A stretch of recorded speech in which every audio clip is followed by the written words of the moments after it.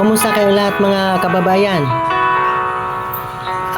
Unang-una babatiin ko ang nakatira sa paligid ng Laguna Lake.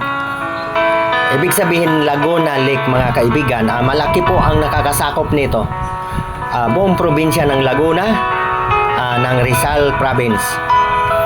Ayan po, gusto ko pong magbigay ng konting kaalaman sa inyo dito sa amin. Ako po ay taga Santa Rosa, Laguna. Ito po, mayaman po itong aming lake, ang aming lawa sa mga isda. Kagaya niyan, mga tilapia, lahat ng isdang tabang, halos nandito lahat. Kaya lang po, kung minsan, sa kapabayaan ng mga tao, ayan kung nakikita ninyo, puro basura. Hindi po yan nanggagaling sa Laguna, mga basura na yan mga kaibigan. Hindi po yan nanggagaling sa, hindi po yan tinapon sa Laguna Lake. Yan po yung nanggagaling sa mga ilog, kung saan-saan man mga ilog. Sa probinsya ng Laguna o probinsya ng Rizal. Gusto ko lang pong ipaliwanag. Mga kaibigan. Ito po.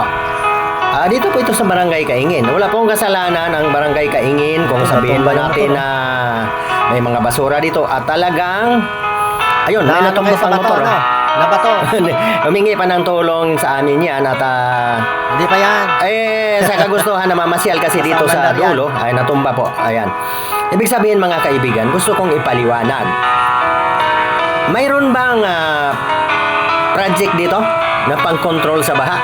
Usong-usong kasi ngayon ang investigasyon tungkol sa mga baha mga kaibigan.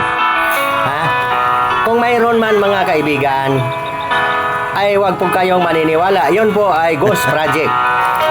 Kasi ang aking experience dito sa Laguna Lake, mga kaibigan, halos dito na ako tumanda eh. Dumating ako dito 1980 sa Laguna. Ibig sabihin, ang dahilan ng baha dito, nanggagaling po sa mga ilog. Kaya hindi po natin pwedeng sabihin na magagawa kayo ng dike dito na papadiran ninyo yung Laguna Lake at sasabihin ninyo flood control. Hindi po makokontrol ang baha dyan. Kung sino man nagsasabi na may project na ganon, dapat po titingnan po ninyo kayong mga leader ng bansa na nakakataas kung tama ba ang bibigyan ninyo ng flood control project ang Laguna Lake. Kasi wala pong lunas yan. Taon-taon po yan, talagang nataas yan dahil lalo na kung may mga bagyo, obligadong nataas yung lawa kasi para yan planggana. Ang napaligiran po yan ng mga bundok. Alam niyo naman, mga bundok, may mga ilog, dyan po lahat babagsak. Ang isa pang dahilan mga kaibigan, ang Laguna Lake ay maliit lang ang kanyang daluyan, dyan sa may Pasig River lalabas yan. O isa pang problema, kung mga di nakakaalam ang Laguna Lake mas mababa kaysa dagat. Pumapasok nga dito ang tubig alat eh. Mas mababa ng 3 inches. Magtanong-tanong po kayo sa mga eksperto.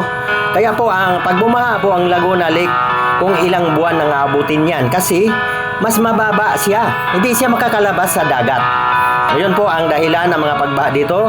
Kaya kung may magsasabi man na maggagawa dito ng flood control, i-reject po ninyo yan. Hindi po yan totoo. Papahirap lang sa mga tao yan.